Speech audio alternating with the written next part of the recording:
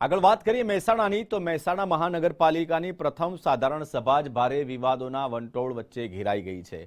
સભા દરમિયાન ભાજપના નેતા અને મહામંત્રી ભગાજી ઠાકોર અચાનક કમિટીઓની જાહેરાત કરવા માટે ઊભા થતા જ હોબાળો મચી ગયો હતો। કોંગ્રેસના કોર્પોરેટરોએ આ પ્રક્રિયાને નિયમ વિરુદ્ધ ગણાવીને તાત્કાલિક વિરોધ નોંધાવ્યો હતો, જેના કારણે ભાજપ અને કોંગ્રેસના સભ્યો આમને સામને આવી ગયા હતા। વાતાવરણ ત્યારે વધુ ગરમાયું જ્યારે નેતાઓએ ચાલુ સાધારણ સભામાંથી હાજર અધિકારીઓને બહાર જતા રહેવા કીધું હતું। આ વર્તનને કારણે ગૃહમાં ભારે તૂતુ અને મેમે જેવા દ્રશ્યો સર્જાયા।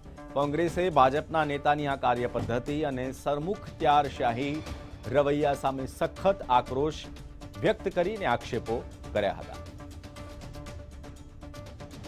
તમે બધા કમિશનર શ્રી બાજુના રૂમમાં બાજુની ચેમ્બરમાં બેસો, અમે આ ચર્ચા કરી લઈએ અમારી પાર્ટીના મેન્ડેટની।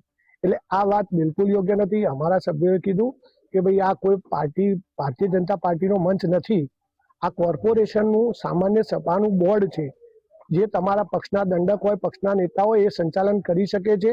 ડેપ્યુટી મેયર કરી શકે, મેયર કરી શકે કે બીજા કોઈ સભ્યશ્રી કરી શકે, પણ ભારતીય જનતા પાર્ટીનો હોદ્દેદાર એવું કે ઉભો થઈને કે તમે બધા બહાર બેસો થોડી વાર ચાલુ સભામાં, તો આ કેટલું ઉચિત, આ એક કલંકિત કરનારી ઘટના છે। સ્ટેજ ઉપર આવી અને સભા અંદર વિક્ષેપ પાડી અને સભાને ગેરકાયદેસર રીતે સંચાલન કરવા માટે માઇક લઈ અને એમની પાર્ટી લાઈન મુજબનું કંઈક અહીંયા ભાષણ આપવા માંડ્યા, એ ખરેખર ગેરકાયદેસર છે। મ્યુનિસિપલ એક્ટની જોગવાઈઓ મુજબ જોવા જઈએ તો કાઉન્સિલરશ્રીઓ હોય કે પદાધિકારીઓ હોય અને અધિકારીઓ હોય તે જ સભાની અંદર ભાગ લઈ શકે છે।